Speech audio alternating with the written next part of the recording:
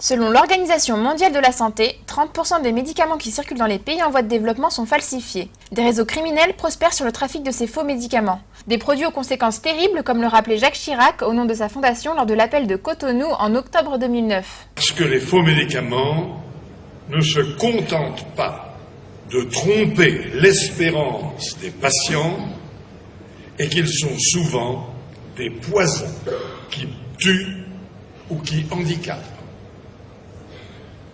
Qu'on ne me dise pas qu'il ne s'agit pas là, en réalité, d'un crime. Ce phénomène touche en priorité les pays les plus pauvres qui ne bénéficient pas d'un système de santé organisé. La commissaire de l'exposition La Vraie Expo qui parle du faux à la Cité des Sciences nous en dit plus. C'est beaucoup les pays africains, Haïti bien sûr, bien avant la récente catastrophe environnementale qu'ils ont connue. Voyez, c'est toutes les poches où il y a une guerre latente, une rébellion latente. Quand tout est désorganisé, c'est la porte ouverte à la mafia, puisqu'on sait que derrière la contrefaçon, c'est le crime organisé, c'est les associations terroristes, et qu'il est beaucoup plus rentable pour ces différentes associations de faire du trafic de contrefaçon plutôt que de faire du trafic de drogue. Surtout que c'est moins pénalisant au point de vue juridique. Pour autant, la contrefaçon n'épargne pas les pays industrialisés. En Europe, le nombre de faux médicaments saisis par les douanes a augmenté de 118% entre 2008 et 2007. À l'origine de ces fraudes, on trouve souvent des achats sur Internet. En ce qui concerne la contrefaçon de médicaments dans une pharmacie française, là, il y a zéro risque. Et ça, il faut bien le redire. Par contre, acheter un médicament via Internet représente un risque énorme. 50% des médicaments vendus sur Internet sont des contrefaçons. Donc, au mieux, au moins pire, dirons-nous, il n'y a pas de principe actif, ou alors il y a un surdosage ou un sous-dosage qui va entraîner des complications très nettes pour la santé du consommateur. Principale star des achats en ligne, les inducteurs d'érection et les antiviraux. Mais pas seulement, de très nombreux produits sont concernés. La principale motivation des acheteurs est souvent de faire une bonne affaire. Ce qu'on va retrouver aussi, bien, ce sont tous les médicaments, soit qui n'ont pas encore l'autorisation de mise sur le marché en France, qui sont autorisés par exemple dans d'autres pays, aux États-Unis. On va retrouver aussi des médicaments qui ne sont plus remboursables en France.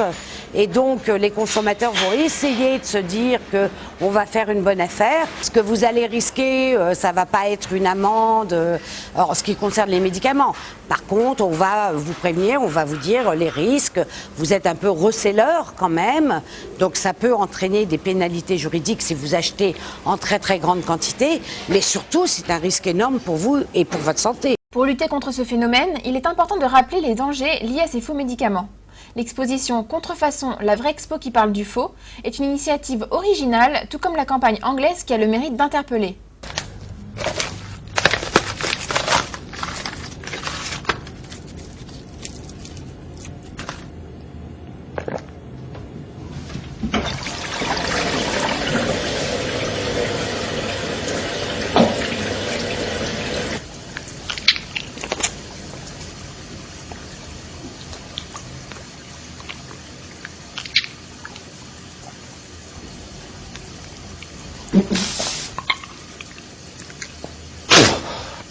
Rat poison. Just one of the dangerous ingredients that may be found in fake medicines purchased from illegal websites. Pour éviter d'être victime de ces faux produits, quelques consignes sont à respecter. Les signes, si vous voulez, quand vous achetez un médicament sur Internet, vous n'avez guère de possibilité de vous rendre compte s'il s'agit d'un vrai ou d'un faux. Donc là, la consigne, c'est pas d'achat sur Internet. La consigne va même au-delà, puisque quand on part en voyage, on conseille vraiment aux consommateurs de partir avec sa propre pharmacie, parce qu'il y a des pays où on sait que 90% des médicaments sont contrefaits. En France, on a la chance de pouvoir se fier aux médicaments qui se trouvent en pharmacie, acheter en pharmacie, aller voir votre médecin. Enfin, acheter un médicament sur Internet, c'est se priver de l'avis de votre médecin et de votre pharmacien et prendre un risque pour votre santé. Alors pour éviter les mauvaises surprises, achetez vos médicaments en pharmacie.